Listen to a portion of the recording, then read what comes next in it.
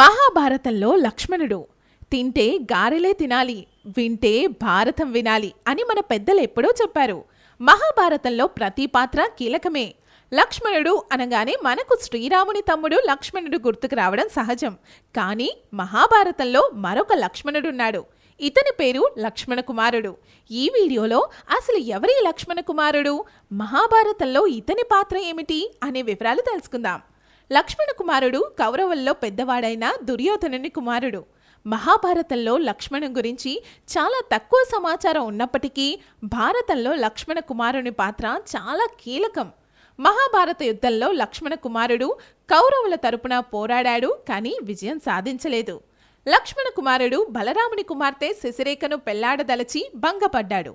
చివరకు అభిమన్యుడు శశిరేఖను వివాహం చేసుకుంటాడు.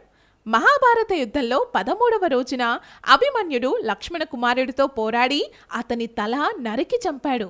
దుష్టులతో సహవాసం ఎప్పటికైనా ప్రమాదకరమే అన్న నీతిని లక్ష్మణ కుమారుని పాత్ర ద్వారా మనం గ్రహించవచ్చు.